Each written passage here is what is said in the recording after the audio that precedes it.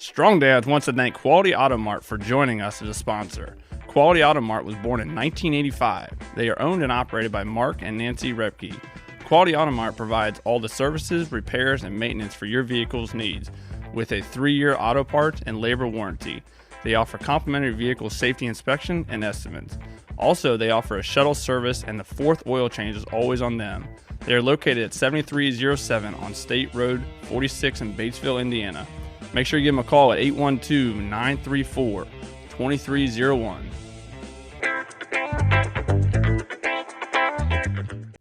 Welcome to Strong Dads. This is Merle Hutchinson alongside of my mean partner, Kyle Crawford, who this is our third take on the start of this show because every time I started it, he would rip on me for something that I was doing wrong. What is going on? Man, it's been a rough morning already. How about you? What's up? Oh, not much. Just, I was just telling you before the show, it's as we're recording this, it's going to be beautiful out today, and the golf course is calling my name, but I have prior obligations I have to attend to. So. Young Kyle, do you have any responsibilities that you should take care of today, chap? Yeah. Oh, well, we're going to get into it today. Today we're going to get. Last week we kind of got into the Mr. Know-It-All and the Mr. Anger and the Mr.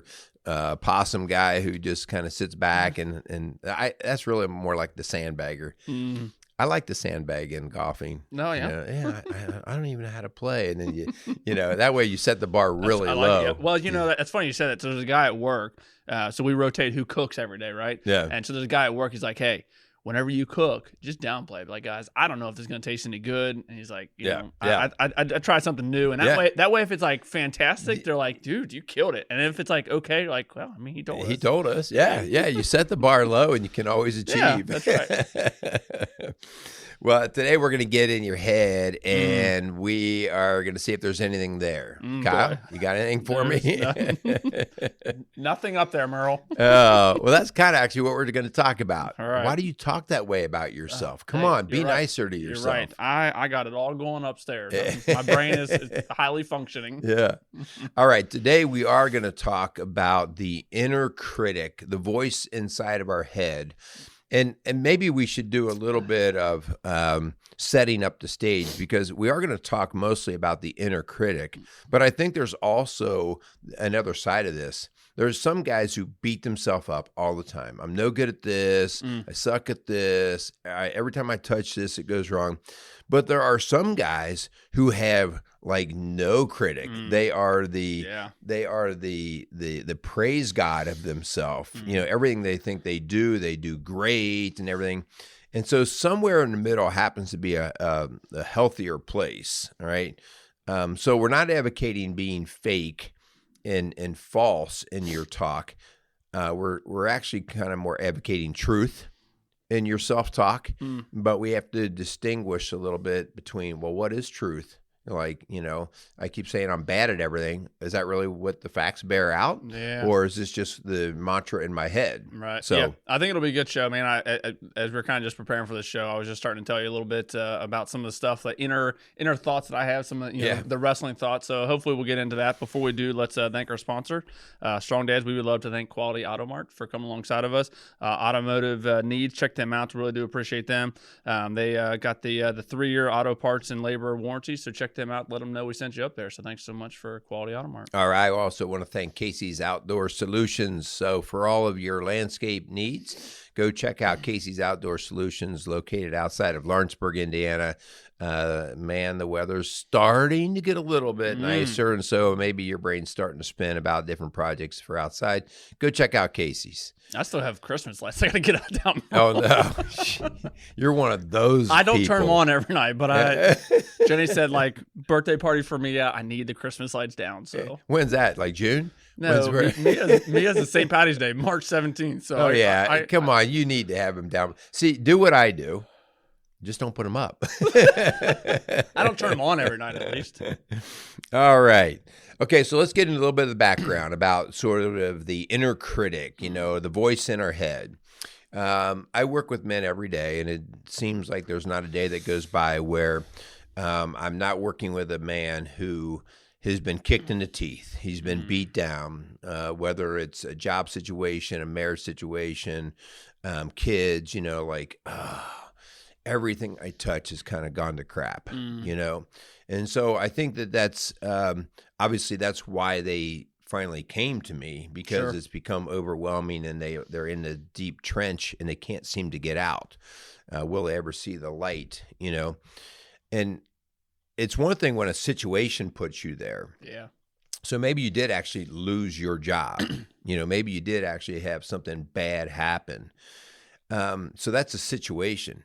But it's another thing when you are the one kicking yourself in the teeth. Yeah. Life's going to kick you. But if you're the one that constantly puts you down in the ditch, then we've compounded the problem. We've now the whole army's against us. Sure. The world plus myself is trying to beat me down. And so, one of the things that we have to be aware of is how we are adding insult to the injury of an already bad situation by how we process things in our own mind. Yeah.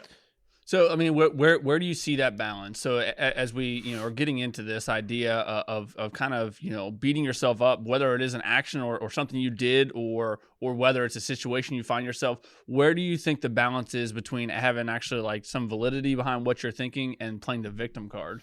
I think it's, whenever we have extremes, it's probably never quite either of the extreme. It's somewhere in the middle, right? I mean, it's probably somewhere in the middle. The day is not quite as bad or quite as good. It's somewhere in the middle. And so one of the things that we will start to kind of walk through is to fact check it, to actually go through and look at the facts and actually see, like, is that really real?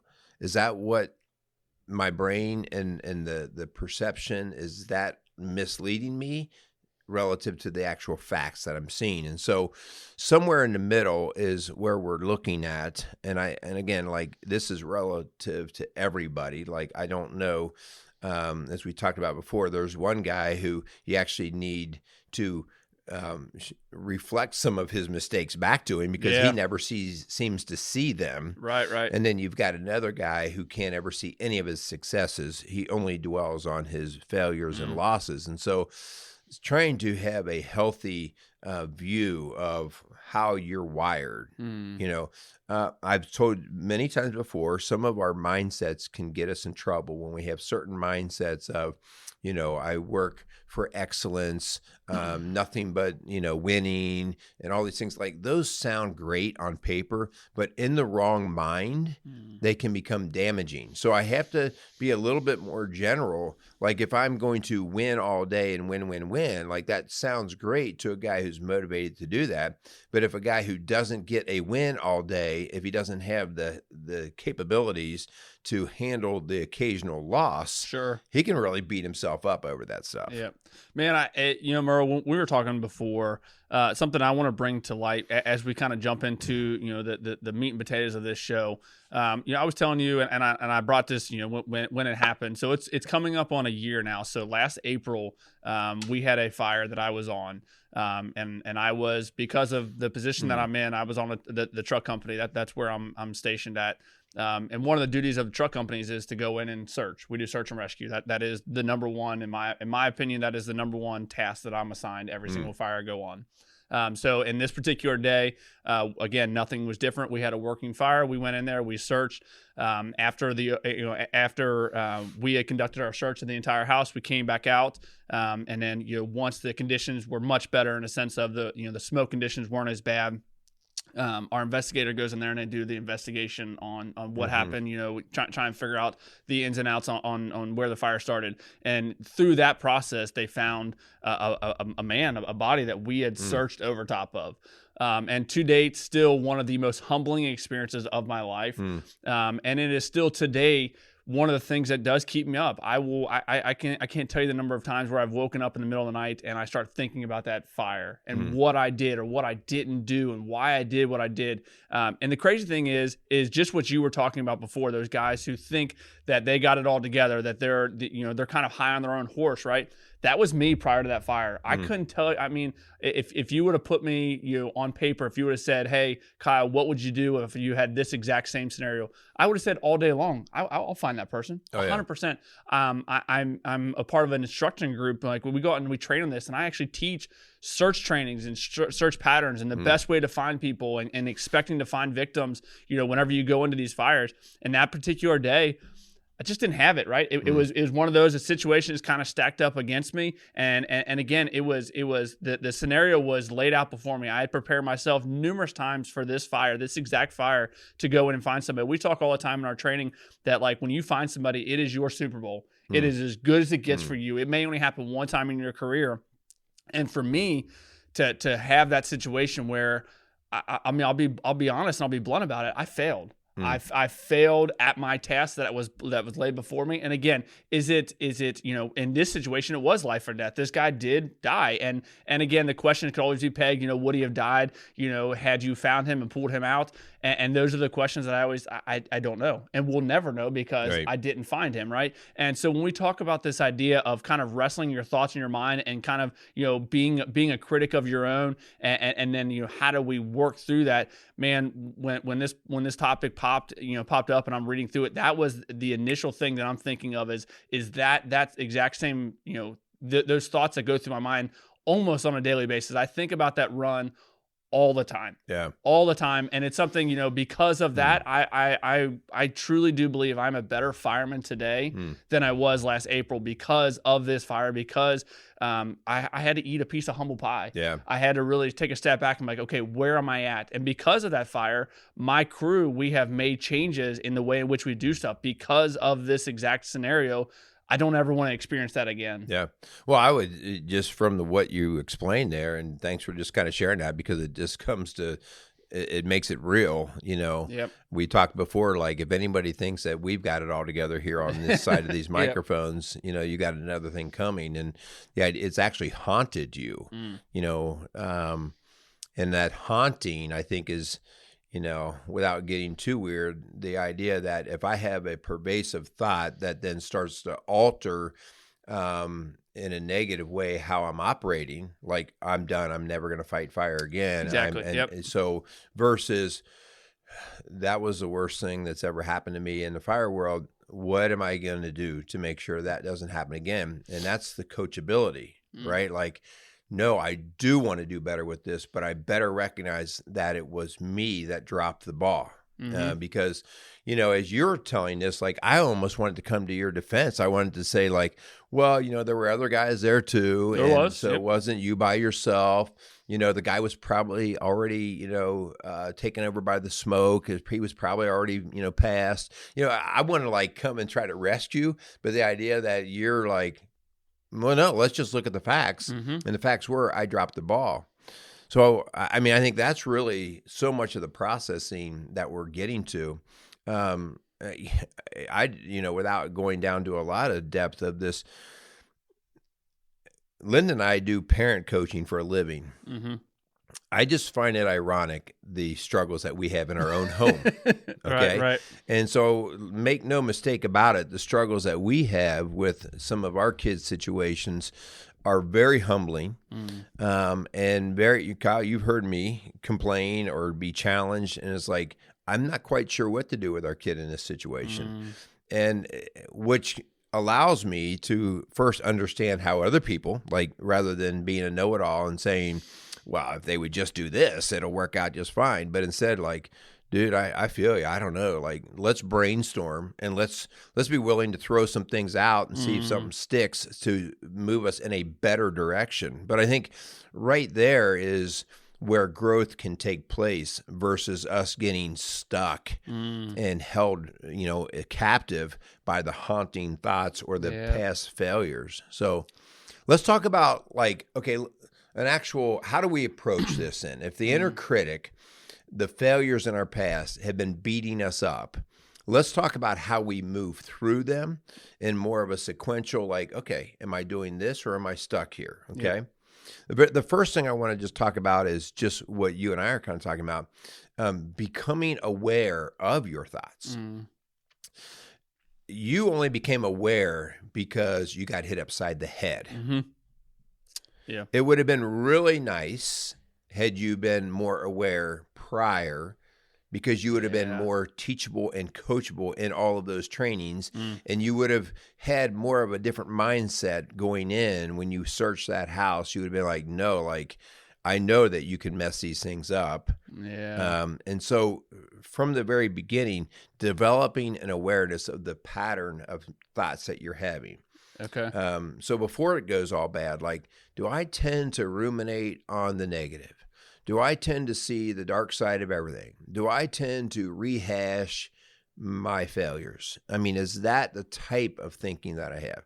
Or the flip side of that is, do I quickly move on and give myself a pass? Yeah. And is this how I'm wired? You know, like, just generally speaking, do I have an awareness? So basically, I think I don't struggle with this, but in order to go through the rehab part of like an addiction, you have to admit that you have an alcohol problem. You have to actually go through that, and you're actually coming to terms with the fact that there was a problem, there is a problem, and now I'm going to move towards fixing. Is that kind of what you're getting at with the idea of an awareness? Yeah, versus putting our head in the sand, and because it gets down to our number 2. And that is not just becoming aware, but the idea of now owning it.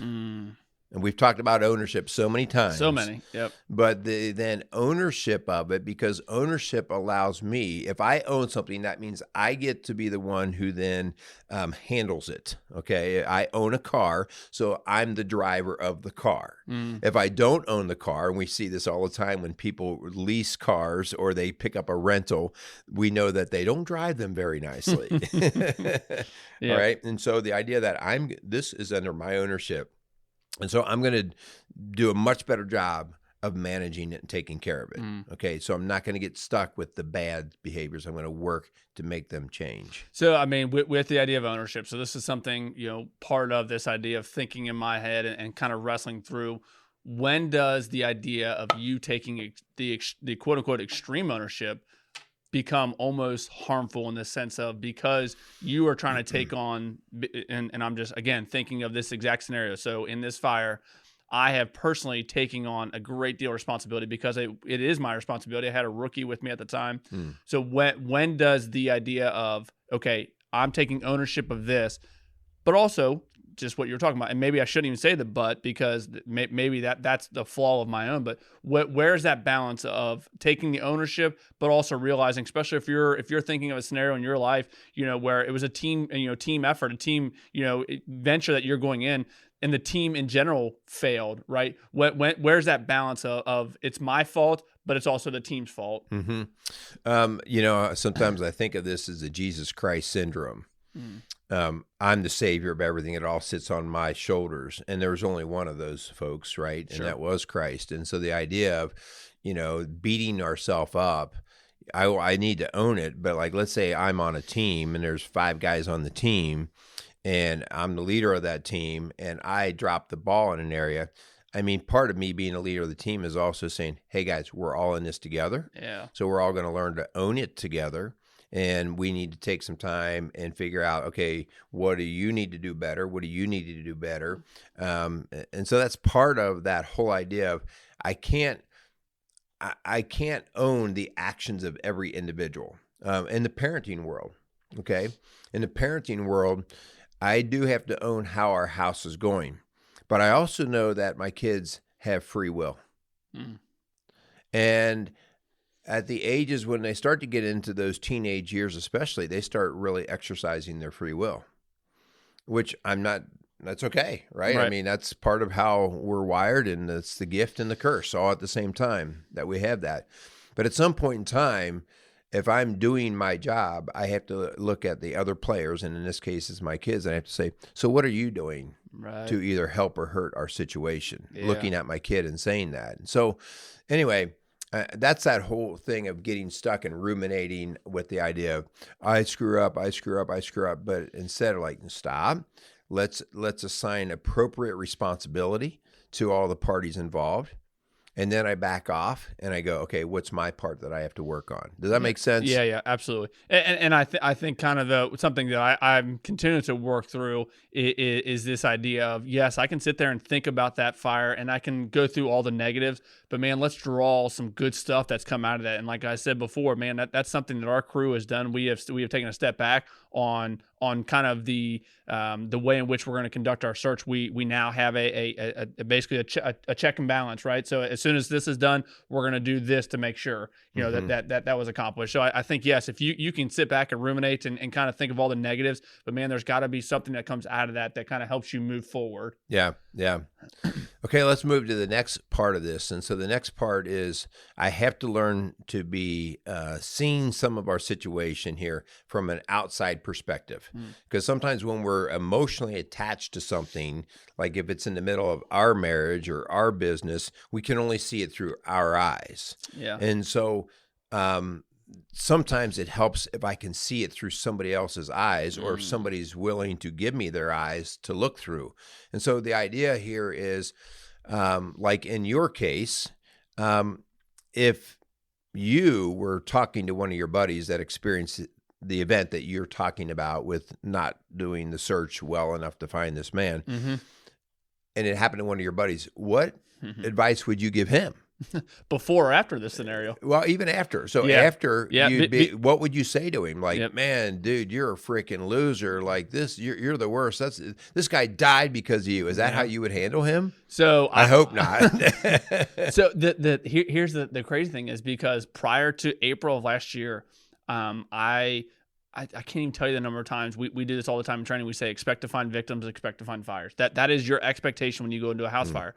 And that day, I'll be the first to admit, I failed at that. I didn't have the expect to find victims. So prior to that day, if someone would have given me this exact same scenario with a different fireman and said, this is what happened, I probably would have been pretty tough on them. Yeah. I probably would have been pretty tough, because I'm like, man, that's what we trained for. Maybe you should go to another training, right? And now eating that piece of humble pie, post April of last year, the seminary fire, which is where the street that it happened on, post that actually happening, man, my approach to those people, I mean, if that happens to somebody, my approach is going to be completely different. Now I know, man, not that I have, to take the gloves off and be real soft and gentle about it, because I can still be firm. Okay, this is a mistake I had. You've made a similar mistake. This is how we're going to work through it. Man, I think exactly this point of how would you approach somebody else, I think is a great way to kind of wrestle through this, because now if that exact same scenario happens to somebody else, I can help them work through it, because, okay, these are things you need to incorporate in your change, because I'm making the exact same changes, right? Yeah. And I think it goes to kind of the again, kind of the healing process of working through, because this one does burn so much in my eyes. And so just kind of working through that, working through the healing process. Yeah, today, if someone were to have that exact same scenario, man, I would be a little bit more, because I know how bad it hurts, I wouldn't be so as firm, because man, I can't tell you the days that followed that fire, the number of guys that razz me about it, because I have a strong stance in my career. Like, I am here for the citizens of Dayton, Ohio. That's why I exist as a fireman. And when I failed that, because it's the fire world, and the way we cope with a lot of stuff is we just razz each other, right? Guys just gave me a rash of shit about it, right? And looking at that now, I know that if that happens to somebody else, I cannot approach them that way. Yeah. Well, we know that in the teaching world, your best teachers are the ones who struggle with the same thing that they see that kids struggle with. And so your best reading teacher is typically a person who struggled with reading themselves, not because they give the kid a pass, but because they understand the emotion behind it, and they understand much more effectively how to get to that kid to help raise them through it. And so, the counseling word is called empathy. The word that we would use in our man world is walk a mile in my shoes. Yeah. And so when we do that, we can actually then understand where they're at, and we know much better how to approach them to pull them through. And so when you're talking about how you would give advice, you're able to give totally different advice now because you've been in those shoes. And yet the idea here is you're not giving them a pass. The idea is, how do we get you through it? Yeah. Yeah. So true. Yeah. I mean, as we kind of keep working through this, man, I think the idea, and this is something that I continually working through, this idea of replacing, the being, because I am my own like worst, like I'm the hardest critic of myself. Right. And I think taking those thoughts and then replacing some of those critics with actual hard facts. These are what happened. This is why it happened. Again, not giving myself a pass or an excuse for what happened, but I just think this idea of taking, the critical thoughts that I have myself, are these expectations I have myself, are they unobtainable, right? Right. Am I going to be perfect every fire? No. But I want to be, right? But when I do fail, I have to realize that there's human factor associated with this. I am just a man, right? So I think, replacing those critical thoughts with just actual stone cold facts here. Right. This is where I'm at in my career. I've been with the city of Dayton for just shy of 10 years. Like, I've not seen everything. I've not done everything. Like, those are the facts. Yeah. I mean, so the facts are what actually get us to moving forward in reality. Yeah. Okay. And versus perception.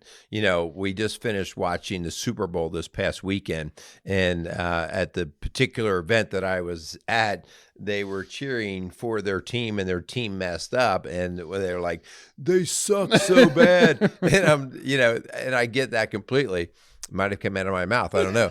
But the idea there's really, like, you're in the Super Bowl. So for them to make the statement of they suck so bad, that's totally a relative statement, because there's a whole lot of folks out there that are much worse, right? And just the fact that you've gotten to that level. So the evidence has got to have a lot of weight when you're really evaluating, am I really as bad as I think I am? If I'm struggling with a parenting situation with my kid, I really want to be careful of just saying I'm a terrible parent, because I have to look at so many other factors, the day in and day out, the other kids, how I'm doing with all of them, all of these things come into play to help me get a better picture of the pattern. In many shows we talk about the pattern of the evidence, the pattern of the behavior. And if the pattern reflects, if I can look at you and say, Kyle, in your career, you have botched at least a dozen different searches. That's pretty significant, isn't it? I mean, in the fire world, a dozen. So I would say then we have a reason to address you. Yeah. As you're not paying attention. You're not very good at this. So we either get better or we get out in terms of the searches. But in your career, if you're like, man, like, this is the one, this is my mistake or my error, that's not a pattern. That's a one-off behavior. Okay. A one-off incident. Right.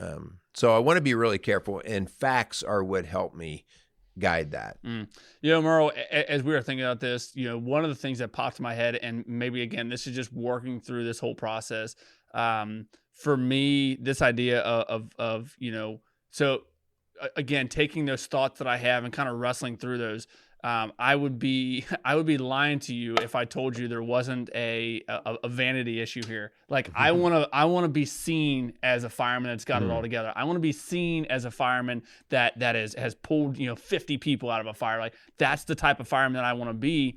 And honestly, like, just if I kind of pull the onion apart here, like, at the core, it has to be, I want to be a good fireman, because that is truly what I feel like God put me on this earth to be, as a fireman. Like, if I strip away all the vanity problems that I have when it comes to this, man, I just have to realize, like, I am good enough because God made me this way, right? And again, I think that's easy to say and harder to really obtain and actually, like, grasp and grab a hold of that. But, like, this idea of just, like, my thoughts are bad about myself, and they're partially bad because of a pride issue, right? I mean, a lot of it stems down to there's pride associated with this, and I think that's where having a faith is so huge in my life, because did I fail that day? Yes. Do I fail every day in the eyes of God? Sure. But I have a Redeemer, right? I think that is huge for me to go back to the faith component of my life and realize that, yes, I failed that day, but God has redeemed me for that. Yeah. If I inflate myself inflate my self-value, I become arrogant and non-coachable. If I constantly deflated, I become the same thing, not arrogant, but instead defeated and not coachable. Yeah. Okay. And so the idea here is us trying to always work to, okay, this is what I've been gifted with, but now I have to practice it. Yep. Life is a practice. Yep. And you know, I mean, as we continue to work through this, I think we talked about, we talked a little bit about this, but man, you have to accept your failures. You have to accept those thoughts that you have. And then there's got to be a time to move on. Okay. What am I going to do different next time? Because again, just what you were saying, if I were to, the next fire I go on, search over someone else, it becomes this pattern, this problem. It's like, no, there has to be some self-improvement. You have to go through the acceptance. I mean, I've talked about it before, but the whole idea of the grieving process, like you go through that, and part of the grieving process, you have to accept your shortfalls. You have to accept what has happened, and then we have to move from it. And again, there's got to be some of that self-improvement, some of the kind of the hard talks, right? We had to have some sit down at the kitchen table with our crew and say, no, we're taking a line in the sand right now. The next time we go on a fire, this is what we're going to do, because we accepted we failed in this one. We cannot do it again. Yeah. This is the part where you actually can and should hold yourself and others accountable. Yeah. Beating people up emotionally and verbally has a very short lifespan in terms of effectiveness. Okay, you get your okay, coach, you yelled at me. I get it. Moving forward in terms of self-improvement. Now, this is where I would say, like, if you came in and you were complaining all the time about how bad you were, and then I said, okay, so tell me what you're doing for trainings or improvements and that, and you're like, well, you know, I'm thinking about doing this and that, but over the course of the year, you haven't done anything. Now we've got a different conversation. Yeah. Now you really are just a bellyacher. You're feeling sorry for yourself. And so the action in self-improvement is what we have to start to see. Yeah. Okay. Yeah, you know, I mean, just as we kind of, you know, get closer to closing this out, man, the bottom line is these inner thoughts that you have, these discussions that you're having with yourself. Hopefully you're not answering yourself, but I mean, the inner thoughts that you're having with yourself, like those are good things, but they're good things if we use it to fuel the next step, right? If all those are just thoughts that sit up in your head, and again, it kind of trickles into playing that victim card that you are the worst, or the other side of that one of the extremes of that I'm great, right? If I were to sit back and say I'm the best fireman ever, right? Like, you know, so I think using those critical thoughts that you have, being hard on yourself, is a good thing if you use it as fueling yourself to get better, for that self-improvement, to want to be a better, strong dad, a strong man. Like, you have to use those thoughts you have to fuel yourself to get better. Yeah, great point. So the idea of taking thoughts captive, you know, allowing them to have their right place, but to understand that they're not going to be the thing that defines us. We're going to do something with them. So, you know, taming the inner tongue, you know, versus just the outer tongue. So I think that those are powerful things that we can consider doing. Hey, you know, we're wrapping this up. If you are a guy who has a reputation within your own mind, a pattern of constantly beating yourself up, you know, there are things that we've talked about right here that hopefully will help. But if not, if you find yourself obsessing and being haunted to the point where it's debilitating or you're no longer growing, you know, it might be time for some help. Yeah. Some help to actually, you know, tackle this, to go in after it and to figure out, you know, we all have a list of failures in our life, but if the failures start to define us, it's really going to be hard to win ever again. All right. And so if we can help you guys, you know, reach out to us. You can get us at rocksolidfamilies.org. You can call our office at 812-576-7625. You know, this is not something that is okay to allow to just ferment inside your head, because it's impacting so many other areas of your life. Yep. I love it. Yeah, man, I hope you guys got something I hope it helps kind of work through those as I, you know, like I said, I'm continuing to work through my own dialogue in my head. So yeah, thanks so much for tuning in. Continue to share our shows. Thanks so much for Quality Auto Mart and Casey Outdoor Solutions for coming alongside of us. Really do appreciate them. Continue to allow us put shows out there, man. If you guys want us to tackle a topic with you guys alongside of you, let us know. We'd love to do that. We're always looking for things that guys are struggling with, things that guys are going through. We have a whole list of struggles and things that we go through, which is why we put shows like this together. So yeah. You have a lot more in your head than I thought. See, I have a lot You do upstairs. have thoughts in your head. I have a lot of things I probably shouldn't share with anybody up there. Yeah. Please spare us on that one. All right. So again, thanks for listening, and go out there and be a strong dad. Casey's is a premier garden center and gift shop located in Lawrenceburg, Indiana. Casey's offers a wide selection of plants, landscaping materials, home and garden decor, and gifts for every occasion. Casey's is committed to providing exceptional service, a unique shopping experience, and value to every customer. Stop in and see what makes Casey's so unique. Located at 21481 State Line Road, Lawrenceburg, Indiana, or call 812-537-3800. Let Casey's help you add beauty to your home.